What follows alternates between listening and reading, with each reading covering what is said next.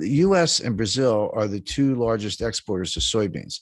China is the world's largest importer of soybeans. Mhm. China was buying all their soybeans from the United States just as a way to kind of make it up a little bit. Like, well, we got to buy the soybeans anyway. Why not buy them from the US to keep the US-China trade deficit under control so it doesn't become too politically toxic? Well, as soon as Trump threw on the tariffs, China retaliated by moving their soybean orders to Brazil, stop buying U.S. soybeans.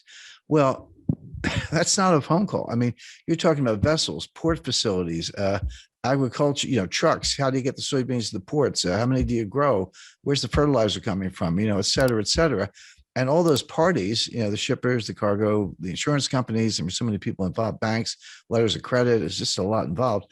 They don't like short-term relationships. They say, okay, I'll do it. I want a 5-year contract. And China said, okay. So they reconfigured all those transportation lanes to get the soybeans from Brazil.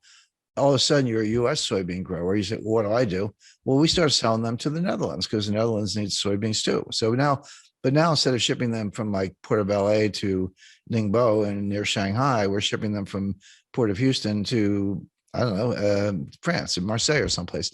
Or Rotterdam. So the point being, you completely scrambled all these supply chain relationships. I talked to the guy who, look, this is a worldwide endeavor, but he was probably the single most responsible individual for all the significant developments in the supply chain in the last 30 years. And he said to me, Jim, you have to understand, it took us 30 years to build it. We blew it up in 3 years. It's not going to come back overnight. It's going to take 10 years or more to rebuild it. And what I talk about in the book is supply chain 1.0, which is 1989 to 2019, and then supply chain 2.0, which kind of starts now, but is going to go indefinitely because it's going to take a long time to put this together.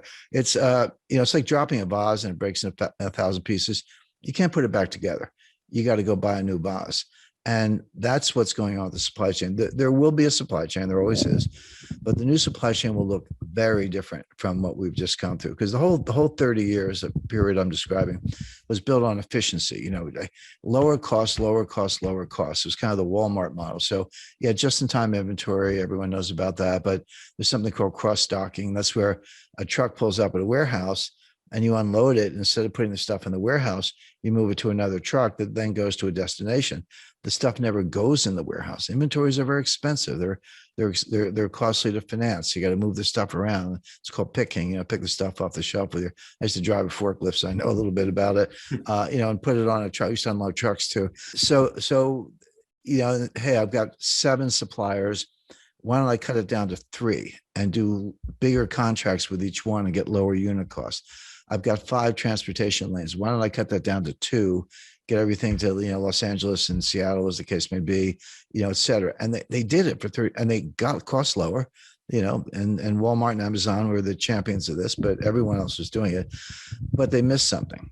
What they missed was that while they were getting those unit costs lower for consumers, there were hidden costs, and the main hidden cost was you were creating greater frailty. This whole system was subject to a massive, massive breakdown. So, what happens if you have 2 suppliers and they both go on strike? What happens if you have one port of entry and it's backlogged? What happens if you've got cross-docking in warehouses and there aren't enough trucks? There are 80,000. We need 80,000 drivers. 80,000 drivers. Wish they'd hire them instead of these IRS agents. But the point being, it is breaking down all across the board. Now, can it be put back together? Yes, but the biggest difference between 2.0 and 1.0. This goes by different names. Janet Yellen called it friendshoring, and Macron called it a constellation of nations club, if you will. So you'll still have trading partners, you'll still have outsourcing, you'll still have transportation lanes, but it'll be members only. It'll be basically democratic, kind of liberal republics, Western Europe, the EU, of course, US, Canada, Australia, New Zealand, Japan, India, I would expect to be included. Friendly nations, but China's out. We're decoupling from them. They're decoupling from us. This isn't US driven. The US is participating, but this is what China wants too. Both sides are decoupling as fast as they can.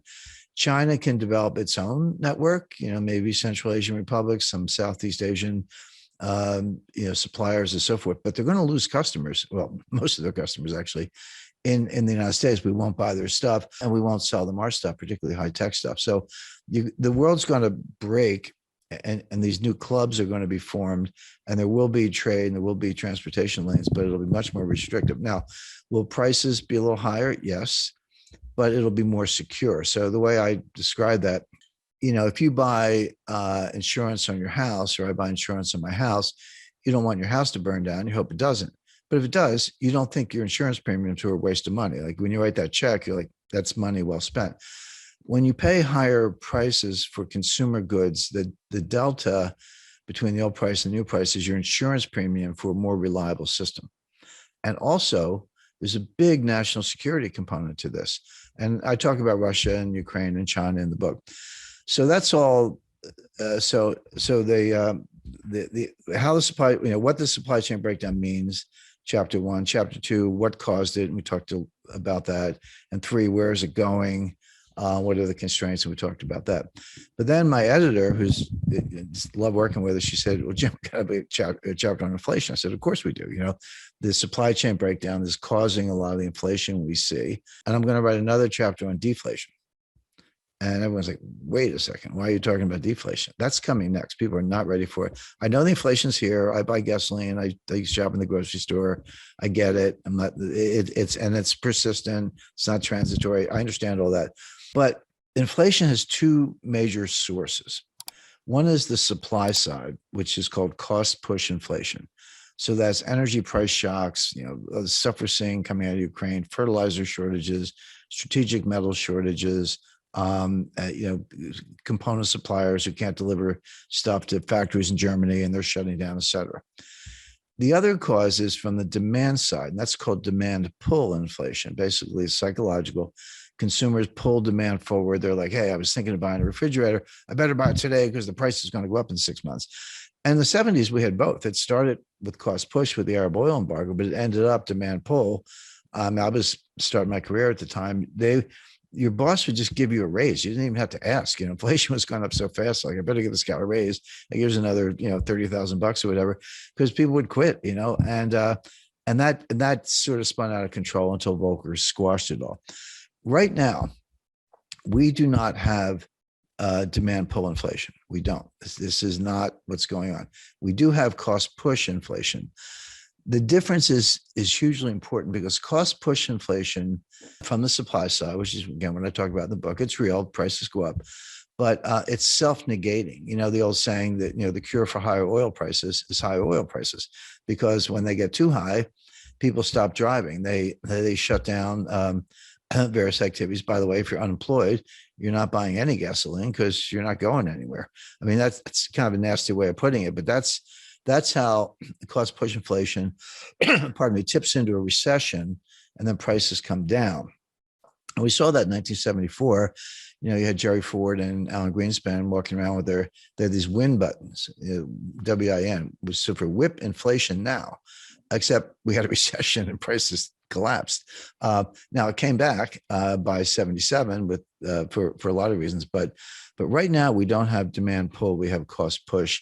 It will go away when this economy goes into recession. And then we're going to be talking about disinflation and deflation, which are, kind of close cousins.